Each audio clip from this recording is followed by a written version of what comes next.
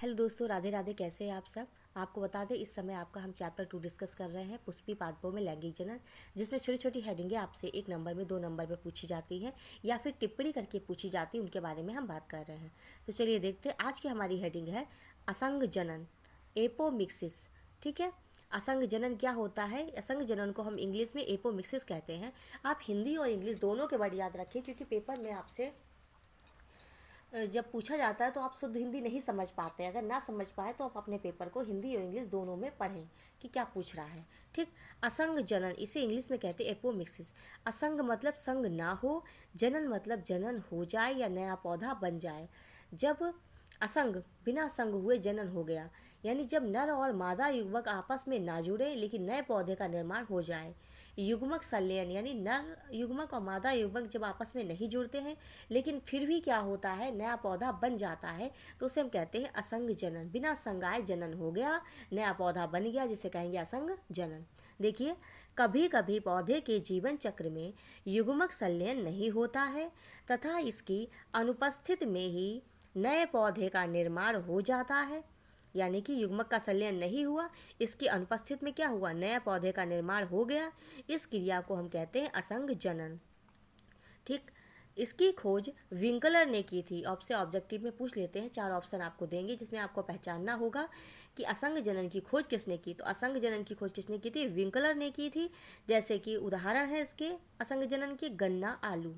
आपसे उदाहरण पूछा जा सकता है असंग जनन के उदाहरण क्या है, तो गन्ना और आलू में असंग जनन होता है, क्योंकि इसमें युग्मकों का संलयन नहीं होता है और बिना युग्मक संलयन के नए पौधे का निर्माण हो जाता है। इसे हम कहते हैं असंग जनन। ठीक, आपको समझ में आ गया होगा। अगली हेडिंग है हमारी अपयुग्मन। अपयुग्मन, अपयुग्मन क्या होता है। अपयुग्मन को हम इंग्लिश में एपोगैमी कहते हैं। ठीक, अपयुग्मन को क्या कहेंगे, एपोगैमी कहेंगे इंग्लिश में। इस जब क्या होता है, नर युग्मक हमेशा किससे जुड़ता है, मादा युग्मक यानी अंडे से जुड़ता है। जब नर और मादा युग्मक आपस में जुड़ते हैं तो भ्रूण बनता है। अब भ्रूण हमेशा कहाँ बनेगा, जो अंड कोशिका होगी हमारी, अंड कोशिका होती है उसके अंदर अंडा होता है। अंड कोशिका के अंदर क्या होगा, अंड कोशिका के अंदर ही भ्रूण बनेगा। और अंड कोशिका के अलावा क्या होता, पड़ोस में और भी कोशिकाएं छोटी छोटी होती हैं। जब भ्रूण का निर्माण अंड कोशिका में ना हो, बल्कि जो उसके पड़ोस में जो छोटी छोटी कोशिकाएं, जो सहायक कोशिका होगी, पड़ोस में वाली कोशिका जो होती है उसे हम कहेंगे सहायक कोशिका। तो जब सहायक कोशिका से इसका निर्माण हो जाए, जब भ्रूण का निर्माण अंड कोशिका में ना हो बल्कि सहायक कोशिका के पास, सहायक कोशिका में भ्रूण का निर्माण हो जाए, एम्ब्रियो बन जाए, तो उसे हम कहते हैं अपयुग्मन। किसी और मतलब अपयुग्मन किसी दूसरे के साथ जुड़ना, किसी दूसरे में भ्रूण का निर्माण होना, अपयुग्मन।